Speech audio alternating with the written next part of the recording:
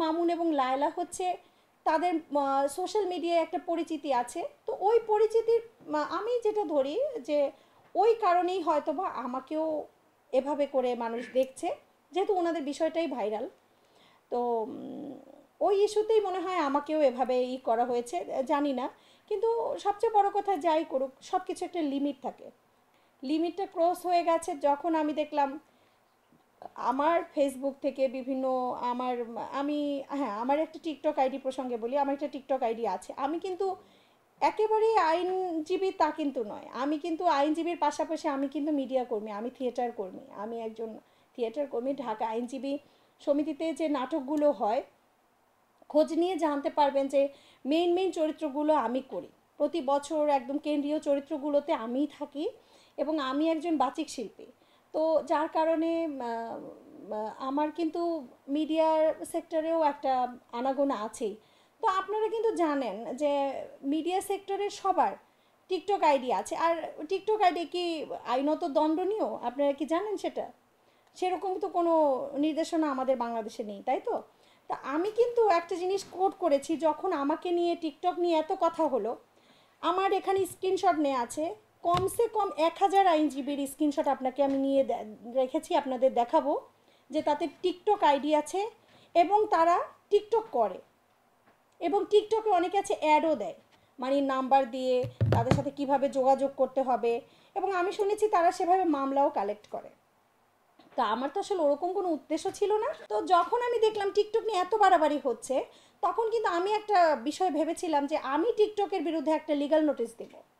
কেন তারা পার্সোনাল ভিডিওগুলো পার্সোনাল করতে পারলো না, কেন আমার ভিডিও মানুষ ডাউনলোড করে কিভাবে তারা করবে? তাহলে তাদেরও তো সিনসিয়ার হওয়া উচিত। তারা যখন এখান থেকে তাদের একটা ইনকাম হয়, তা এটা তো তাদের একটা প্ল্যাটফর্ম। তখন আমি আসলে আমি নিছকই মজার ছলে টিকটকগুলো করতাম। ওখান থেকে কখনো কোনো অ্যাড আমি দেইও নি, কোনো অ্যাড করিনি, কোনো প্রমোশন করিনি, কিছুই করিনি, একদমই মজার আমার ফ্যামিলির ভিডিও, আমার বাচ্চাদের। এমন হয়েছে আমার সাহেবের সাথে আমার ভিডিও আমার ছিল। এগুলো তো কখনো তো আসলে সত্যি কথা বলতে আমি তো বুঝতে পারিনি এগুলো যে আমার পার্সোনাল ভিডিওগুলোকে নিয়ে এইভাবে মানুষ, এটা তো আসলে আমার বোঝার কথা না, তাই না? আমি বুঝতে পারিনি, কারণ আমি কিন্তু ইচ্ছা করে ভাইরাল হইনি। তাহলে ভাইরাল যদি হতামই তাহলে আটঘাট বেঁধেই হতাম, তা আমি তো আর ওভাবে হইনি। তো যার কারণে আমি ওগুলো আমার পার্সোনালও করা ছিল না। আমি বুঝতাম না খুব একটা যে কিভাবে করে। আর আমার খুব একটা বদার করছি না ওই জন্য, কারণ আমি জানি আমি কতটুকু করেছি। আমার ফ্যামিলি ভিডিও আছে, আমার ফ্যামিলির ছবি আছে, কোথাও ঘুরতে গিয়েছি সেই ভিডিওগুলো আছে। তো তারপর আমি ওটাকে পার্সোনাল করিনি, কারণ টিকটক তো আর আইনত দণ্ডনীয় না, তাই না?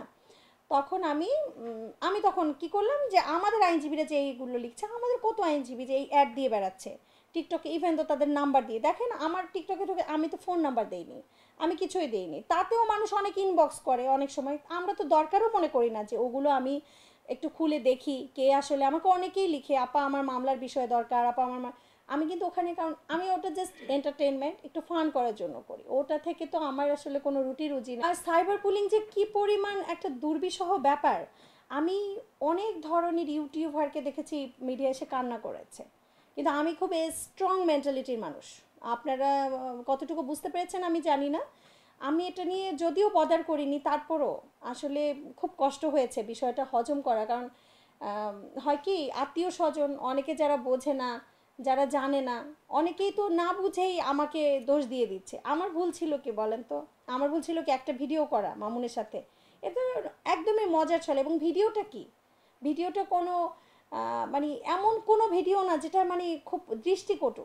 আমার আমি পাশে বসে আছি, মামুন যে এটা একটু লিপস দিয়েছে, লিপসের ব্যাখ্যাও বলি, যখন ওকে আমি জামিন করালাম, তো ওই গানটা সিলেক্ট করে বললো, আপু আপনাকে পেয়ে আমি আশা পেয়েছি, আপনি তুমি ছিল না আশা, এই টাইপের একটা গান আছে। তো আমাকে বলছে আপু এটা আমি আপনার সাথে আসেন একটু করি, একদম মজার ছেলেটাকে। আর আমি সত্যি স্নেহ করেছি। ছেলেটার বয়স যদি হন 20, আমার ছেলের বয়স আছে 11+। তাহলে আমি তো মনে করি ও আমার ছোট ভাই, আমার একটা ছোট ভাই আছে ওর চেয়ে বড়, আমার ভাইগুলো যারা আছে আমার ভাইগুলো ওর চেয়ে অনেক বড়। তাহলে ওকে আমি সিম্প্যাথেটিক দৃষ্টিতে ওইভাবেই দেখেছি, কি ওর ফ্যামিলিটা আমি দেখেছি, ওর মা আমার কাছে এসেছে আমি দেখেছি, সব কিছু মিলে আমার ওর প্রতি একটা সিম্প্যাথি যাবেই, এটাই স্বাভাবিক, এটা মানুষ হিসেবে মানুষের জন্য যাওয়া। তারপর কি হলো, অনেকে লিখলো, আচ্ছা মামুনের আম্মা যখন কান্না করলো, আচ্ছা বলেন, আমার পাশে আপনি যখন একটা মানুষ কান্না করবেন, আপনি খুব মন খারাপ অবস্থা, আপনি কান্না করতেছেন, তখন কি আপনি পাশে বসে হাসবেন? সাধারণ সেন্স কি বলে? সেন্স কি বলে আসলে একটা মানুষ খুব মন খারাপ, আপনি কি তখন পাশে বসে হ্যাঁ হ্যাঁ করে হাসতে পারবেন? আপনি তখন অবশ্যই চুপচাপ তাকে একটু বোঝানোর চেষ্টা করবেন, তাই না? এটাই তো স্বাভাবিক সেন্স। যখন মামুনের মা কান্না করলো, আমি একটু আন্টিকে সান্ত্বনা দিলাম। আন্টির কান্না দেখে আমারও মন খারাপ হয়েছে। সেদিন জামিন হয় নাই, সেটাও একটা আমার, এটা তো আমার একটা ডিসক্রেডিট, তাই না?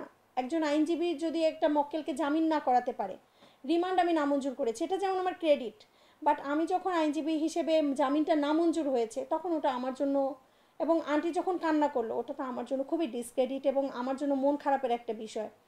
সে একদমই একজন মানুষ হিসেবে আমার মনটা খারাপ হয়েছে। তো সেটাকে কি বললেন, আমার খুব সুন্দর একটা ফ্যামিলি আছে। আপনারা যারা ফেসবুক আমার মনে হয় ইতিমধ্যে সবাই দেখে ফেলেছেন, আমার 3টা বাচ্চা আছে। তো আমার একটা ফ্যামিলি আছে, আমার একটা সোসাইটি আছে। সোসাইটির কাছে আমাকে একদম একদম আমি যারা করেছেন আমি তাদেরকে অভিশাপ দিব না, জানি না তারা কারা। আমি বলবো যে শুনেন, আমরা যদি খুঁজেও না পাই, ওনারা কি দেশের বাইরে থেকে এগুলো মেনটেন করে, খুঁজে পাওয়া যায় না। আমি তো এখানে অভিযোগ দিয়ে এসেছি, সাইবার সিকিউরিটি টিম এটা তদন্ত করছে। বাংলাদেশে যারা মডারেটর আছে বা বাংলাদেশে যারা কানেক্টিভিটি আছে, আমি সব লিঙ্কগুলো দিয়ে এসেছি, ওনাদেরকে শনাক্ত করার চেষ্টা করছে। কিন্তু আমার কথা হচ্ছে মাঝখানে, মানে আমার নিজেকে ক্লারিফাই করতে যতটুকু সময় লাগবে ওই সময়টা আমার জন্য খুবই খারাপ গেছে। এটা আমি কান্না করবো না অন্যদের মতো, কারণ আমি ফ্যামিলি থেকে খুব সাপোর্ট পেয়েছি। আমার ফ্যামিলিতে যারা ছিল, আমার হাজব্যান্ড, আমার আমার বাবা মা, আমার যারা, তারা আমাকে খুব বোঝে, তো আমাকে চেনে, তখন আমাকে তারা বলেছে কোনো ব্যাপার না, 2 দিন পর ঠিক হয়ে যাবে, এরকম হয়। তো এইটাই হলো ব্যাপার, আমার সমস্যা হয়নি, আমি ওভারকাম করে নিব। আমি ভাইরাল যদি হতে চাইতাম, আগেও মনে হয় বলেছি, আমি অনেকগুলো ভালো ভালো কাজ করেছি, একদম রিমার্কেবল কিছু ওয়ার্ক আমার হয়েছে।